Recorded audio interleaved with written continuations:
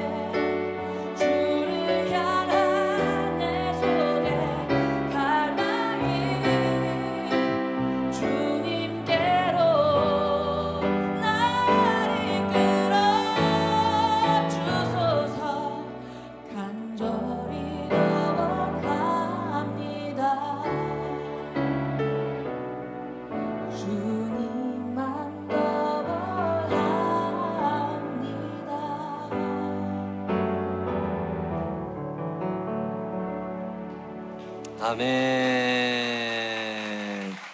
귀한 찬양 감사합니다.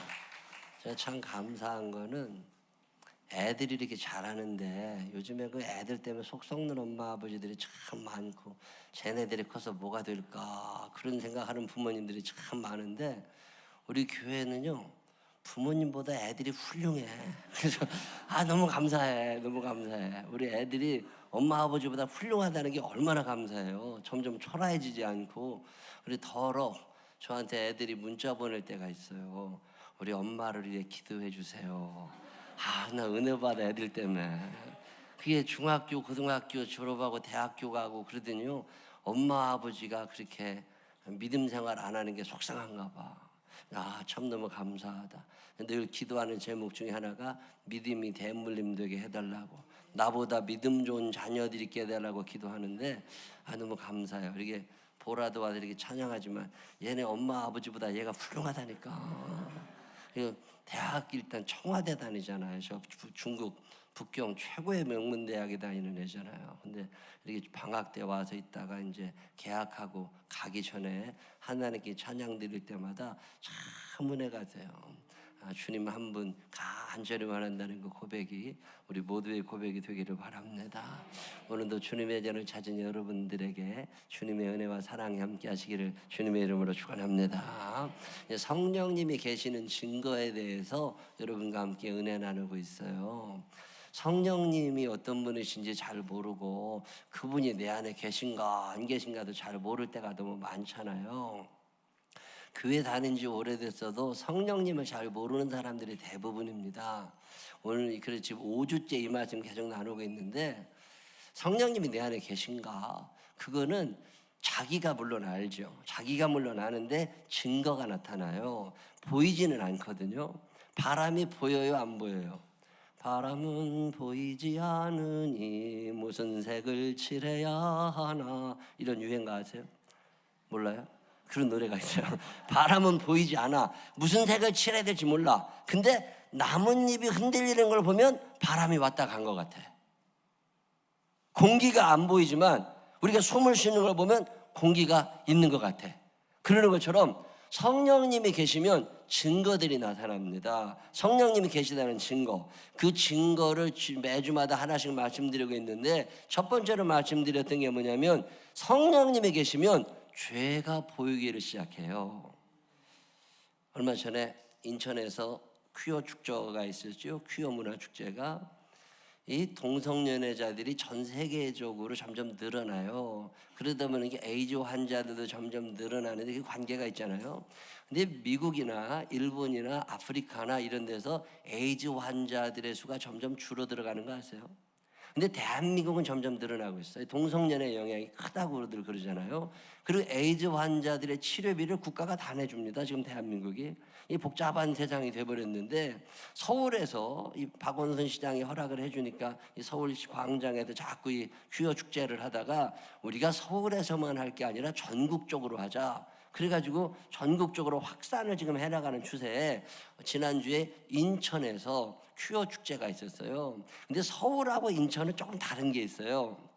기독교인의 관점으로 볼 때 인천이라고 하는 데는 언더우드 선교사가 아펜델러 선교사가 처음 들어온 데입니다. 근데 인천에는 교회들이 어마어마하게 많이 있어요. 그러다 보니까 인천시 기독교연합회가 이 퀴어 축제를 반대하기를 한 거예요. 그래서 보수단체들 해가지고서 퀴어 축제를 하겠다는 사람이 2,000명, 퀴어 축제를 반대한다는 사람이 1,000명. 그래가지고서 서로 대립이 된 거예요. 그래도 퀴어 축제가 제대로 안 끝났습니다. 1,000명이 그냥 들어두고 하도 반대를 해대가지고 기독교인들이 인천은 세거든. 근데 그 와중에 한 8명 정도가 경찰한테 잡혀갔어요. 이 사람들은 다 기독교인들이겠죠. 자, 그러면 누가 죄인이냐? 누가 죄를 진 거예요? 동성연애 축제를 반대하는 게 죄예요? 아니면 동성연애를 권장하면서 자기들끼리 서로 축복하는 축제를 연 사람들이 죄를 진 거예요? 이 기준이 말이죠, 대한민국 법으로 따지면 동성연애 축제를 반대한다는 사람들이 죄인이에요. 대한민국 법으로는 그렇게 돼 있어. 이 사람들이 정상적으로 축제를 진행하는데 왜 너희들이 방해해? 이래가지고 경찰이 붙잡아 간다고. 근데 성경은 뭐라고 얘기하느냐면 동성연애 축제를 한 사람들이 나쁜 놈이라는 거예요. 자, 그러면 누가 죄인이라고 물으면 여러분 뭐라고 대답하시겠어요? 성령님이 내 안에 계시는 사람들은 무엇가 죄인지를 구분해낼 수 있습니다. 성령님이 내 안에 계시면 죄를 구분할 수 있는 능력이 생기고 죄가 싫어져요. 근데 성령님이 내 안에 계시지 않으면 죄가 안 보입니다. 그래서 성령님의 지배를 받으라는 거예요. 성령 충만하여 살게 되시기를 바랍니다. 성령의 지배를 받으면서 죄를 구분하고 죄를 멀리할 수 있는 사람들이 되시기를 주님의 이름으로 축원합니다. 또 성령님이 내 안에 계시면 겸손해집니다. 내가 한 게 없잖아요. 하나님이 다 해주셨는데 내가 뭘 자랑할 게 있겠어요? 그냥 하나님이 해주셨습니다 하다 보니까 내가 자랑할 게 없고, 아, 하나님이 나한테도 이렇게 역사하시고 저 사람에게도 저렇게 역사하시는구나, 참 하나님 감사하다. 이거 스스로 자랑하기보다는 하나님을 자꾸만 드러내고 싶어집니다. 그러면 그게 성령님이 내 안에 계신 증거예요. 성령님이 내 안에 계시지 않으면 내가 자꾸 나를 내세우고 싶어져요. 근데 성령님이 계시면 내가 자꾸 작아집니다. 아, 하나님이 해주셨지, 이런 생각이 들면서 오히려 다른 사람들을 높여주기를 시작해요. 성령님이 내 안에 계신 사람은 겸손해서 다른 사람을 자꾸 높여주고 다른 사람의 장점이 보입니다. 근데 성령님이 내 안에 계시지 않으면 다른 사람들이 우스워 보이기 시작해요. 자, 여러분 옆 사람을 가만히 쳐다봐요. 나보다 괜찮은 것 같아요, 현찮은 것 같아요? 옆 사람 손을 꼭 붙잡고 눈을 쳐다보면서 어디 가서 나 좀 자랑해줘. 시작. 다른 사람을 자꾸 자랑하면요, 내가 겸손해진 거예요. 근데 다른 사람을 자꾸 깎아내리면 내가 교만해지기 시작한 거라고. 성령님이 계시는 사람들은 다른 사람들이 이렇게 자랑스러워 보여요. 내가 겸손해진 거거든요. 빌립보서 2장 3절에 보면 이런 말씀이 있습니다. 아무 일이든지 다툼이나 허영으로 하지 말고 오직 겸손한 마음으로 각각 자기보다 남을 낮게 여기고. 다른 사람들을 좀 높여주는 사람들이 겸손한 사람이에요. 생명나무 교회가 칭찬이 많은 교회가 되시기를 바랍니다. 옆 사람 손을 꼭 붙잡고 눈을 쳐다보면서 저보다 참 이쁘십니다. 시작. 진짜처럼 얘기해. 진짜처럼. 눈 깔지 말고 진짜처럼 손을 꼭 붙잡고 눈을 쳐다보면서 저보다 참 이쁘십니다. 시작. 성령님이 내 안에 계시면 여러 가지 증거들이 나타나는데 그 중에 하나가 뭐냐면 더불어 살아가는 게 쉬워집니다. 같이 살고 싶어져요. 근데 성령님이 계시지 않으면 혼자밖에 몰라요. 하나님 사랑, 이웃 사랑이 자연스러운 사람들은 성령님이 함께 하시는 사람이고, 하나님 사랑 이웃보다는 지밖에 모르는 것들은 성령님이 함께 하지 않으시는 사람들이에요. 이사 신방을 한다. 그래서 이사 간 집에 가서 신방하고 예배드리다 보면요, 이렇게 많은 사람들이 와 있어요. 아, 너무 감사해요. 나 생명나무 교회 목사로 살면서 그런 게 참 감사해요. 결혼식 가보잖아요. 그러면 야, 저 사람은 또 왔네 싶은 사람들이 많이 와서 축하해주고 같이 밥을 먹고 그래요. 그게 얼마나 좋은 일이에요. 더불어 살아갈 줄 아는 사람들은 성령님이 내 안에 계신 사람들이고, 지밖에 모르는 것들은 성령님이 안 계신 사람들이라고 보면 맞습니다. 우리 생명나무 교회가 더불어의 삶을 잘 사는 사람들이 되시기를 주의 이름으로 축원합니다. 지난주에 말씀드린 대로 성령님이 내 안에 계시면 어떤 생각의 틀이 좀 달라집니다. 이사야라는 사람은 우시야 왕이 죽던 해에 성전에 들어가서 기도하다가 하나님을 배웠고 나서 인생이 달라집니다. 성령님이 계시는 사람은 이 땅만 쳐다보는 게 아니라 하늘을 바라보게 돼요. 니고데모라는 사람도 이 땅의 현실 정치만 바라보다가 예수님을 만난 후에 하나님 나라를 생각하게 됩니다. 성령이 함께 하시는 사람들은 여기서 끝내려고 하지 아니하고 이 생각의 틀을 과감하게 깨고 다른 세계를 한 번쯤 바라다볼 생각을 합니다. 여기가 끝이 아님을 알게 되시기를 바랍니다. 천국이 있다고 믿어주시는 분들만 아멘 한번 해보세요. 천국에서 만나게 되시기를 바랍니다. 천국의 소망을 두고 살게 되시기를 바랍니다. 성령님이 계시는 사람들은요, 여기가 끝이 아님을 알고 새로운 세계가 있다는 걸 기억하며 삽니다. 거기서도 만나게 되시기를 바랍니다. 다시 한 번만 옆 사람 손을 꼭 붙잡고 눈을 쳐다보면서 거기서도 만나. 시작. 거기서도 만나며 살게 되시기를 바랍니다. 오늘 함께 은혜 나누고 싶은 말씀은 뭐냐면요, 성령님이 함께 하시게 되면 내 주인님이 따로 계시다는 걸 알게 됩니다. 내가 내 인생의 주인으로 사는 게 아니라 내 주인님이 따로 계시구나. 오늘 이 시대에 마귀가 하는 일들 중에 하나가 뭐냐면 인본주의예요. 사람 중심 사회. 사람만 좋으면 되지 뭐, 우리가 행복하면 되지 뭐. 절대 그렇지 않습니다. 다수결이 진리인 것처럼 세상이 지금 만들어져 가는데 절대 그렇지 않아요. 많은 사람이 옳다고 해도 하나님이 아니라면 아닌 거예요. 이게 신본주의거든요. 12명의 정탐꾼이 가나안 땅을 정탐하러 갔어요. 가서 와 보니까 10명은 안 됩니다. 거기 우리 들어가면 다 죽습니다. 이게 10명의 한 얘기예요. 2명은 거기 들어가 보니까 굉장히 땅은 좋고 그들이 강해서 전쟁을 하면 우리가 질 것 같지만 하나님이 가라고 하시니까, 하나님이 책임질 거니까 우리 갑시다. 이러고 얘기했던 사람이 2사람이에요.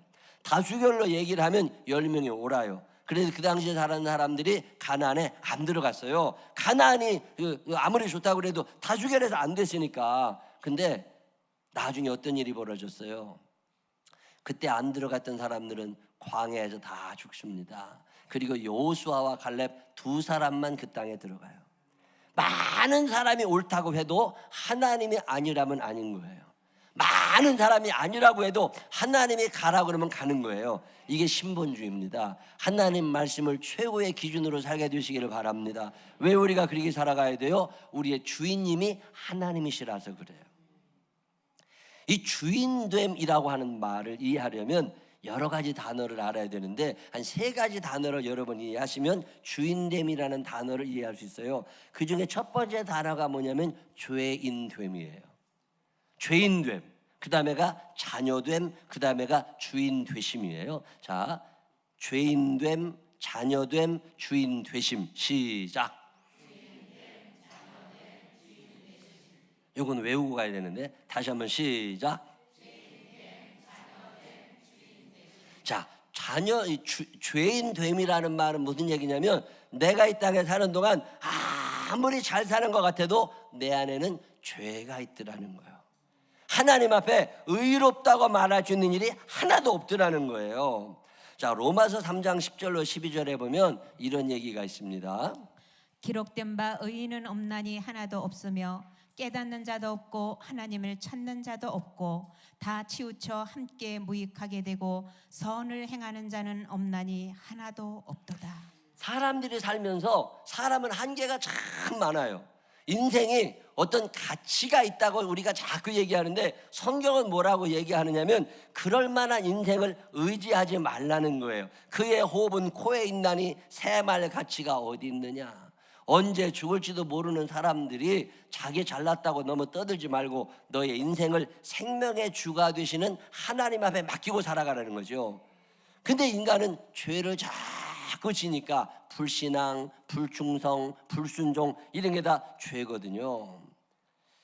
죄라는 말은 관역에서 빗맞췄다 그런 뜻이에요. 원어의 뜻은 그런 거예요. 그럼 죄를 지었다는 말은 뭔가 빗맞춘 거야.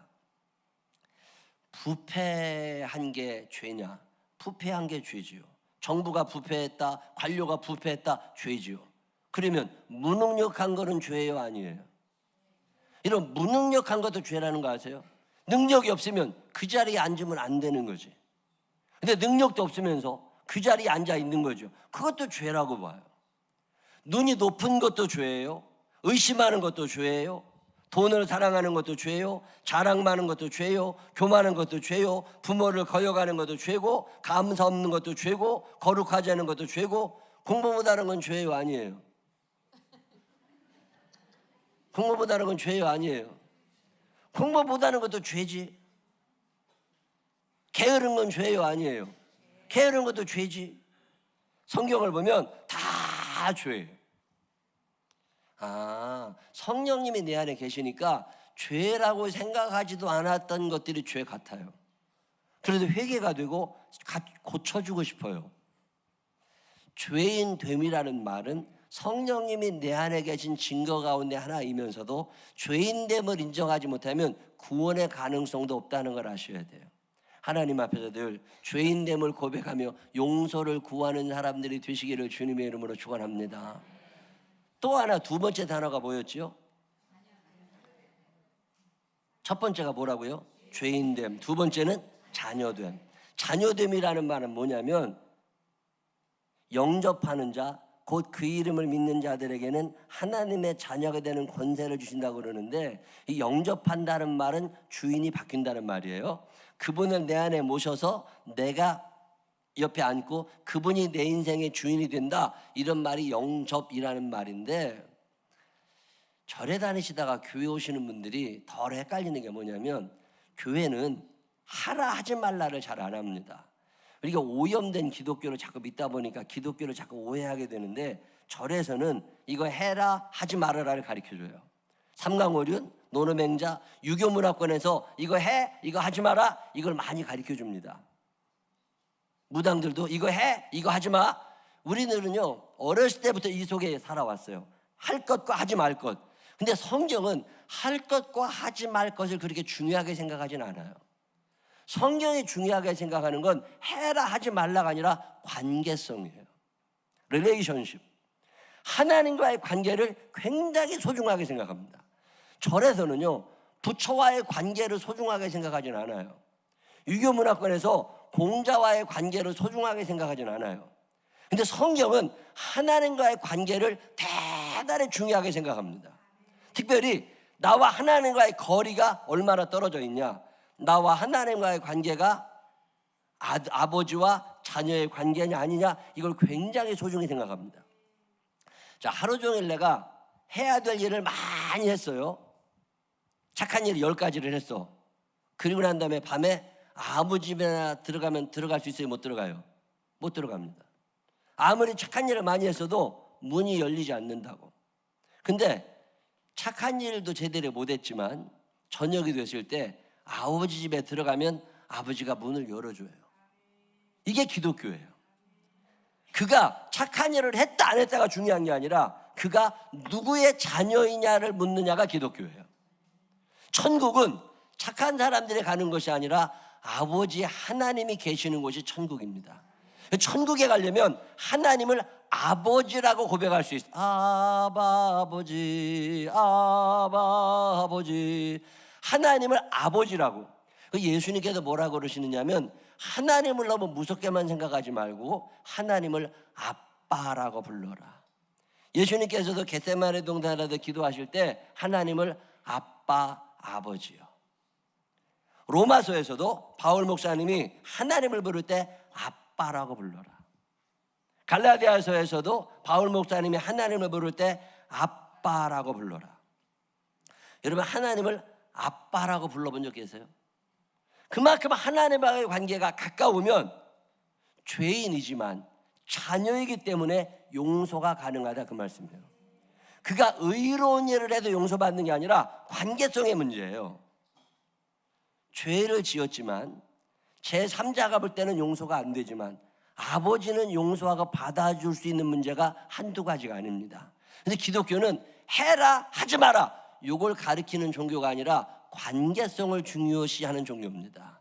하나님과 좋은 관계를 맺으며 살게 되시기를 바랍니다. 아빠, 아버지, 시작. 하나님 우리 아빠, 시작. 이게 자연스러워져야 돼요. 예수님께서 마가복음 14장 36절에 하나님을 이렇게 부르십니다. 이르시되 아빠 아버지여, 아버지께는 모든 것이 가능하오니 이 잔을 내게서 옮기시옵소서. 그러나 나의 원대로 마시옵고 아버지의 원대로 하옵소서 하시고. 아멘. 로마서 8장에 보면 바울 목사님이 이런 얘기를 합니다. 로마서 8장 14절로 18절.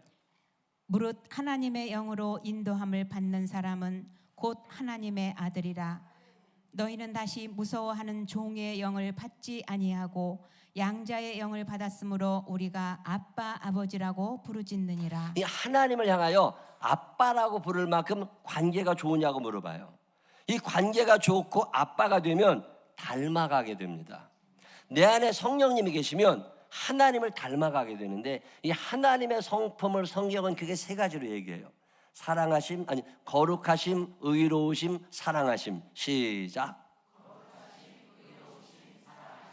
영민이 외웠냐? 빨리 외워야 돼. 다시 한번 시작. 거룩하심, 의로우심, 사랑하심. 그래서 내 안에 하나님의 성품을 닮아서 거룩하심, 의로우심, 사랑하심이 자연스럽게 나타나기 시작하면 내 안에는 성령님이 계신 거예요. 근데 내 안에 거룩함도 없고 의로움도 없고 사랑함도 없어요. 그러면 나는 아직 가짜예요. 하나님의 자녀가 됐다는 말은 하나님을 닮아간다는 말이기도 하면서 동시에 하나님 나라를 상속받게 되는 거예요. 이 상속권은 자녀에게 있는 거예요. 영접한다는 거, 예수님을 영접한다는 말은 내 인생의 주인이 이제 예수님이 되시는 거예요. 그러면 내가 하나님의 자녀가 되고, 자녀가 되면 하나님을 닮아가게 되면서 하나님의 나라를 상속받게 됩니다. 이 귀한 복이 우리에게 있게 되시기를 주의 이름으로 축원합니다. 자, 세 가지 얘기했죠. 첫 번째가 죄인됨, 두 번째가 자녀됨, 세 번째가 주인되심. 주인되심이라는 말은 이제 내가 사는 것이 아니라 내 안에 하나님이 주인이 되셔서 하는 거예요. 그분이 말씀하시면 가고, 주님 말씀하시면 내가 나가리다. 주님 뜻이 아니면 내가 멈춰서리다. 주님이 주인이 되셔서 그분 말씀에 순종하며 살아가는 거, 이게 주인 되심이거든요. 오늘 고린도전서 12장 3절이 그 얘기하는 거예요. 고린도전서 12장 3절을 다 같이 다시 한번 읽어보겠습니다. 그러므로 내가 너희에게 알리노니 하나님의 영으로 말하는 자는 누구든지 예수를 저주할 자라 하지 아니하고, 또 성령으로 아니하고는 누구든지 예수를 주시라 할 수 없느니라. 아멘. 이게 굉장히 중요한 의미가 있는 게 왜 그러냐면, 이 주라고 하는 말은 도미누스라고 하는 말인데, 성경에 쓰여지던 당시에 도미누스, 주인이 누구냐? 로마 황제입니다. 로마 황제가 모든 것의 주인이에요. 내 생명 로마 황제 거예요. 내 땅 로마 황제 거예요. 우리 딸 로마 황제 거예요. 그리고 로마 정부가 와서, 황제가 와서 야, 쟤 데려가. 그러면 가야 돼. 결혼을 했어요. 둘이 결혼해서 아기를 낳고 살아도 그 부인을 로마 황제가 가져가겠다 그러면 가져가. 왜? 주인이 로마 황제니까. 로마 군대가 어떤 성 하나를 점령하게 되면 성주를 붙잡고 얘기합니다. 이 성의 성주가 누구냐? 예, 접니다. 그럼 모가지를 쳐요. 이 성의 성주가 누구냐? 주인이 로마 황제입니다. 너는 로마 황제에게 충성을 다해라. 예. 그러면 성주로 임명이 되는 거예요. 모든 것의 주인은 딱 한 사람, 그게 누구예요? 로마 황제만 도미누스예요. 그런 시대에 베드로라고 하는 사람이 엄청난 얘기를 하는 거죠. 마태복음 16장 16절에 주는 그리스도시요 살아계신 하나님의 아들이십니다. 그 말은 예수님이 내 인생의 주인님이라는 거예요. 주인이 바뀌는 거예요. 이게 주인됨이에요. 그동안에는 로마 황제가 주인이었어. 근데 지금부터는 예수님이 주인이야. 그래서 베드로가 나 예수님이 주인이야. 그랬더니 로마 사람들이 잡아다가 누가 주인이야? 예수님이 주인이십니다. 그러면 넌 이 땅에서 못 살아. 왜? 이 땅이 다 로마 황제 거니까. 그래가지고 베드로를 십자가에 거꾸로 매달아 죽입니다. 그게 도미누스예요. 주인됨이라는 건 그 엄청난 의미가 있는 거예요. 바울 목사님이 계속해서 하는 얘기가 뭐냐면, 너희들의 인생의 주인 도미누스가 로마 황제가 아니라 예수님이시라는 얘기를 하는 거예요. 폴리갑이라고 하는 사람은 교부는 초대교회 목사님들인데 12제자의 제자들이에요. 12제자의 제자 중에 폴리갑이라는 사람이 있었어요. 하나님을 만났고 예수님의 제자로 잘 살았습니다. 열심히 말씀 전하며 살았는데 어느 날 로마 군대에 붙잡혔어요. 그래가지고서 신문을 당하다가 묻지 않겠습니까? 너의 주인이 누구냐? 폴리갑이 뭐라고 대답해요? 나의 주인은 예수님이십니다. 어떻게 예수님이 네 인생의 주인이냐? 로마 황제가 너의 주인이지. 그때 아니라고. 예수님이 내 인생의 주인이라고. 그랬더니 그 80 먹은 할아버지 목사님을 꽁꽁 묶어가지고 나무에다 매달아 놓고 밑에다가 장작 갖다 놓고서 불을 태워 죽인다고, 이렇게 불을 지피려고 그러는데, 그 불을 지피는 군인이 폴리갑을 향해서 얘기합니다. 할아버지, 그러지 마시고 로마 황제가 주인이라고 얘기하시라고. 그러면 살아날 수 있는데 왜 이런 짓을 하시려고 그러냐고. 그냥 한 번만 거짓말하면 되는 거 아니냐고. 그랬더니 폴리갑이 뭐라고 그래요? 내 80평생에 하나님이 한 번도 나를 모른다고 안 하셨는데 어떻게 내가 며칠 더 살겠다고 하나님을 모른다고 하겠냐. 나의 주인 도미누스는 예수님이시다. 그래서 불에 타도 죽습니다. 그게 주라는 말이에요. 이게 가능한 사람들이 누구냐? 성령님이 내 안에 계시면 주인됨을 인정하는 거야. 오늘 우리의 주인이 누구예요? 돈이 어느새 내 인생의 주인이 된 거지. 애들이 내 인생의 주인이 되고 내 자신이 내 인생의 주인이 된 거지. 내 마음대로 해야 되고 내 기분이 좋아야 되고 내 감정이 기뻐야 되고 그러면 지가 지 인생의 주인인 거지. 그건 성령님이 그 안에 안 계신 거예요. 성령님이 내 안에 계시면 고린도전서 12장 3절 누구든지 성령으로 하지 아니하고는 예수를 도미누스라고 주인님이라고 고백할 자가 없느니라. 여러분 인생의 주인님이 누구세요? 예수님이 여러분의 주인님이라고 고백되어지시기를 주의 이름으로 축원합니다. 예수님을 주인님이라고 주라고 고백한다는 사람들은 이런 의미가 있습니다. 로마 황제가 내 주인 아니야. 돈이 내 주인 아니야. 우리 회사 사장님이 내 주인 아니야. 내 인생의 주인님은 하나님이시라는 거예요. 이 고백이 가능한 사람들은 성령님이 내 안에 계신 거고, 이 고백이 안 되는 사람은 성령님이 안 계신 사람들이에요.